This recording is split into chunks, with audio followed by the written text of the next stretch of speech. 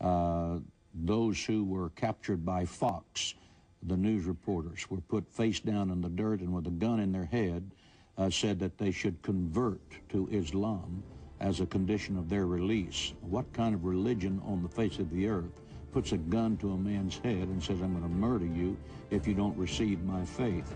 This will kind of give the American people a grasp of what we're up against. We'll be back in just a moment. Okay, now next here, John Hagee goes into this more nonsense again about what kind of religion forces you to accept the religion or die. He was referring to what happened to, allegedly happened to these Fox reporters where they were taken hostage. They were supposedly, allegedly put face down, guns put to the back of their head, and told them that they need to embrace Islam. If that is truly what happened, that is against the teachings of Islam, John Hagee. That is not what Islam teaches. So you're right. What kind of religion teaches you to force people to accept a religion? You're right. I agree with you. And Islam does not teach that. Okay? In chapter 2 of the Quran, verse 256, it clearly says there is no compulsion in religion. Why? Because the right way is clearly distinct from the way of error. Okay? If you are forced to become Muslim, this is of no benefit. It's no benefit to force anybody to become Muslim. Even the imam of the masjid, the holy mosque in Mecca, he wrote a book. Here it is. Okay? And he himself agrees with that. In his book, he says that this is not what Islam teaches. And to do so is wrong. There is no benefit to that person or to religion to have people who are members of the faith based on forcing them. What kind of religion would that be? Having a bunch of followers who are forced to the religion. Obviously, a religion like that can't stand, can't survive. Okay? And that is not what Islam teaches. So, Mr. Hagee, please, again, stop trying to tell people about our religion. You don't know what you are talking about, sir. Again, it is not part of Islam to force people to become a Muslim. The Quran is clear about that. Again, chapter 2, verse 256, there is no compulsion in religion. So if those people did that to those Fox reporters, then those Muslims were wrong. If it is true, they were wrong to do that. That is not part of Islam. Americans believe that Islamic sleeper cells are covering the nation and are now in place waiting for a phone call to launch an attack against the nation. Hezbollah has 11 cells that we know of and monitor in the United States on American soil. That's Hezbollah. Hezbollah just came in now to the attention to the American public because when the FBI arrested 300 Hezbollah operatives on American soil in the last few years, Americans were not paying attention. It was only when we started negotiating with Iran about their nuclear activities that the New York Times, about 2 months ago, published on their front cover fearing a Hezbollah cell in New York City ready to unleash suicide bombing. This is how we started looking at Hezbollah. Hezbollah is not the only organization that has cells on America. Hamas, of all the terrorist organizations on American soils who have set up shop on American soil, and the top three are Al-Qaeda, Islamic Jihad, and Hamas, Hamas has the largest infrastructure of all terrorist organizations on American soil. Hamas has cells in over 40 states in the United States. 40! And those are the cells we know of and monitor. We know they are all over. Those cells are harbored by the local Muslim communities. Those cells do not operate independently or in secret. Those cells operate within, are protected by, supported by the local Islamic communities. Okay, next they go into what we call fear-mongering. The same thing that was done in Nazi Germany. Okay, if you look up Joseph Goebbels, who was the minister of propaganda in Nazi Germany, who was able to conjure up all the hatred and bigotry against Jews in Germany and sway the public opinion to hate Jews and to, you know, want to put them in camps and not do anything, and then the people of Germany stand by and say, well, that they deserve it. Okay? What Brigitte Gabriel, John Hagee, Wally Chubat, Robert Spencer, and all these other haters are doing is the same thing that Joseph Goebbels did in Nazi Germany.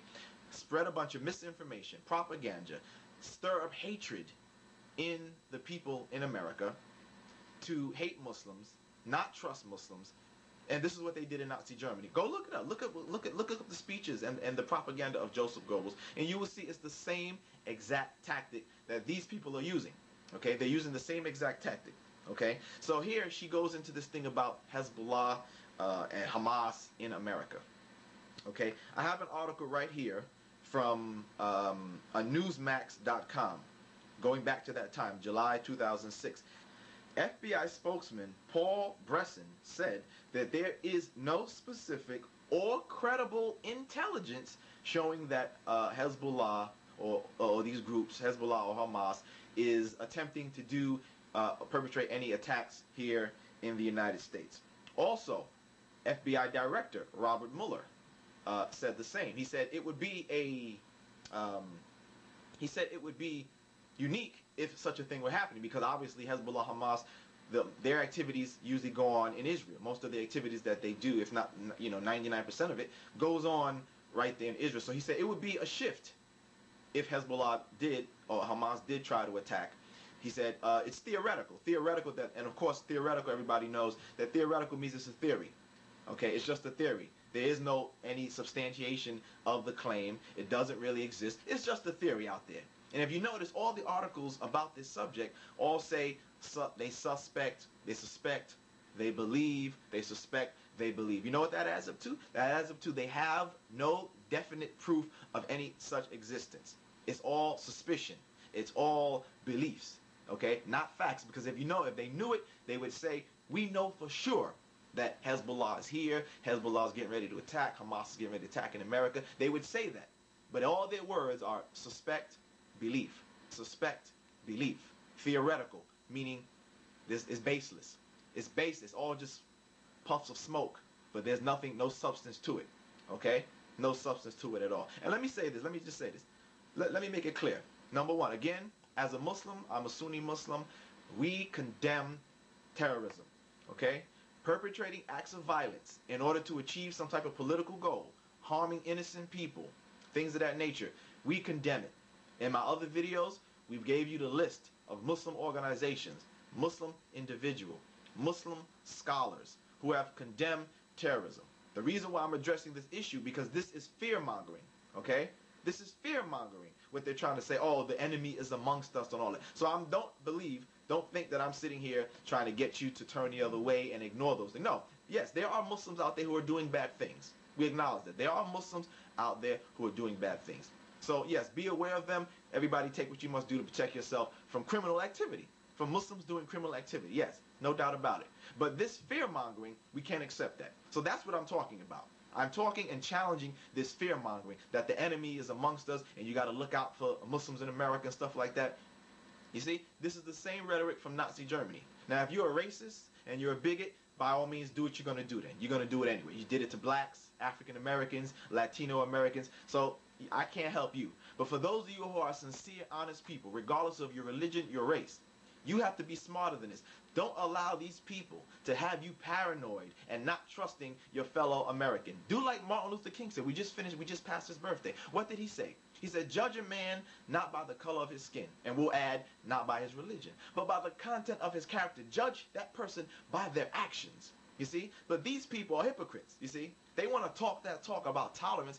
Here she is going against tolerance, telling you to be suspicious, telling you to be paranoid, telling you can't trust fellow American citizens. But what do you expect? Again, she's a foreigner, you see? Here she's coming to our country and trying to shape and change the way America's supposed to be. Remember, America is supposed to be a society that welcomes the individual, okay? That spreads ideals that are good and honest. It's not supposed to be, I say, not supposed to be. It's not supposed to be about bigotry and all these things that these people are trying to spread. All these foreigners, Wally Chubat, you know what I'm saying? Brigitte Gabriel. Foreigners coming here telling us to divide America, to not trust your fellow Americans. Say, no, judge people by their actions. If a Muslim does wrong, then judge that Muslim by his actions. Don't judge us all, you see? Just imagine me as an African American, because of one white person or a few white people do evil to me or my people, I judge all white people. How would that be? Would I be right? No, of course I would be wrong to judge all whites by that action. So why is it okay to do that to Muslims then? Judge the person who does the wrong.